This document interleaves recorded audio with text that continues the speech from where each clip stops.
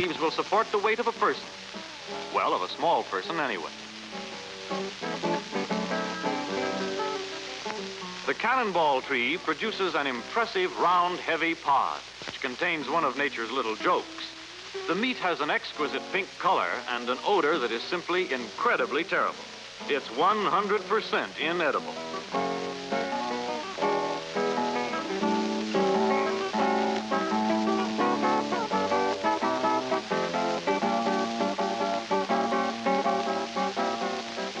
The strelitzia, or bird of paradise flower, is South African in origin, but thoroughly South American by adoption. This so-called wild banana is notable for its lack of bananas, or indeed of any conspicuous fruit. But the odd, showy flower is extraordinary. It holds a lot of water, and if it has plenty of that, it will last a month, even if cut. The cacao is native to South and Central America. The pod yields from 25 to 60 beans, which, when the white acid pulp is removed, are dried and ground and become what we know as cocoa. Cacao boasts a resounding first name, too, Theobroma. Theobroma cacao. Important in the tropics as the apple is in North America, is shaken off the tree while the fruit is still green. If allowed to ripen on the tree, it's likely to fall, comfortable impact on somebody's head. It is noteworthy for its antiquity, too, for authorities believe it was in cultivation in the Malay states fully 4,000 years ago. Ask a South American what is the most delicious of all possible fruits, and he'll answer, the mango. Among the immigrants who have done well for themselves in the New World is coffee. We rightly think of tropical America as triumphantly first in coffee, but the plant itself is from the Old World. Some of these berries are green, others already ripe. They contain, as you need hardly be told, the bean to which a large share of the human race pays daily homage, the precious bean without which real felicity in this world would be unattainable. The lovely blossom usually lasts only one day.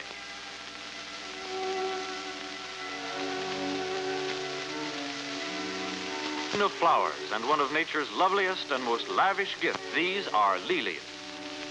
The Lilia purpurata. Lilias occur in various colors, purples, browns, greens, and yellows. A lilia in another color combination. All lilias. There are more than 20,000 varieties of orchids, only a few of them known to most of us. And the more we learn of these exquisite blooms, the greater becomes the fascination of the incredible variation in their form and color. The Stanhopea. Each variety has the amazing property of adjustment of its form and color to attract the particular insect necessary for its pollination.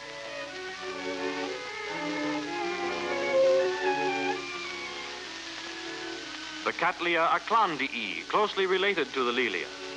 This one is perhaps known to you as the corsage orchid. This little bloom is the flame Cattleya. Another surprise about orchids, they store up nourishment in their bulbs and can be transported long distances without water or root material. Another Cattleya. These tropical orchids are nearly all epiphytal, that is, air plants. The girl is young, very young in comparison with this Cattleya trianae, for the plant is about 500 years old. There are plants supposed to be 1,000 years old, and authorities know no reason why an orchid plant should ever die. This white orchid is of a rare variety. As for color, there is hardly a shade which cannot be matched by some orchid. In size, the blooms vary from those as small as pinheads to those with petals 24 inches long. We in the United States know about this use of orchids as an adornment for the ladies. In the tropics, however, they are known sometimes to cover completely a villager's fence or a church roof.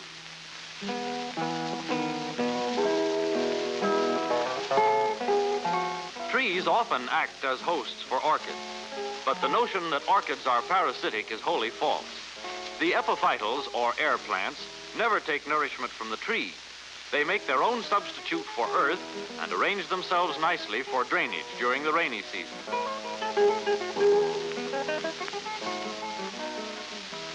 fine specimen will flower long after the tree stump on which it's growing has disintegrated from old age.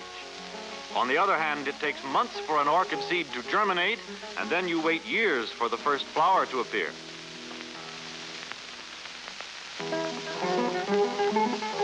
On this tree trunk are orchids in all stages of growth, plants from 3 to 7 years old.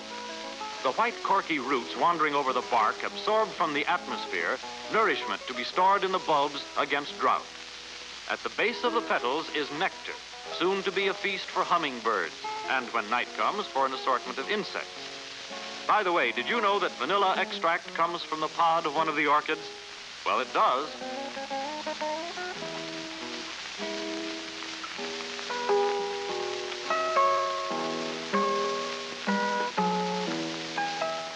Some orchids have no fragrance.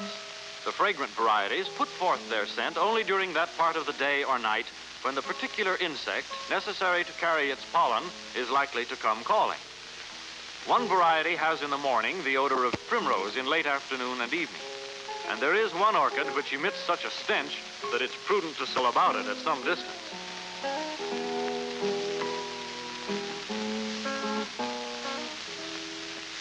The dendrobium, an East Indian variety, but now quite at home in the western tropics too. Some orchids are expert mimics of insect life. This one, so much like a butterfly, is the Oncidium papilio-majus. There are more than 700 varieties of the butterfly orchid.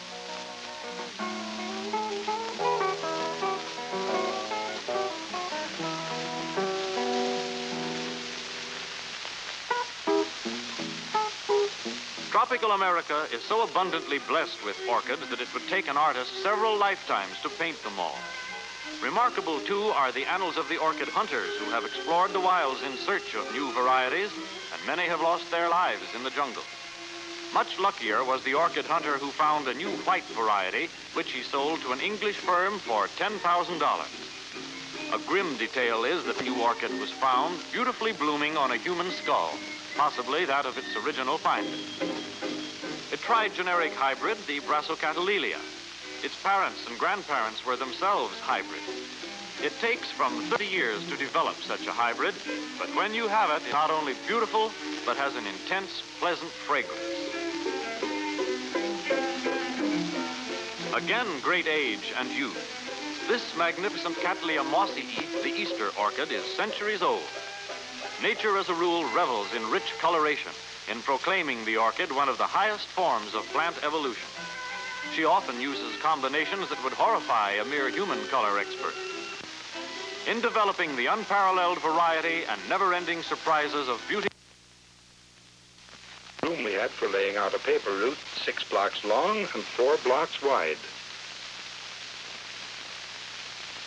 When Ronnie announced that the table was just a little more than 6 feet long and 4 feet wide, Dick had an idea. We can make each block exactly 1 foot long. Then we'll have Elm Street and Cedar Street. I explained that that's what we mean by scale. 1 foot equals 1 block.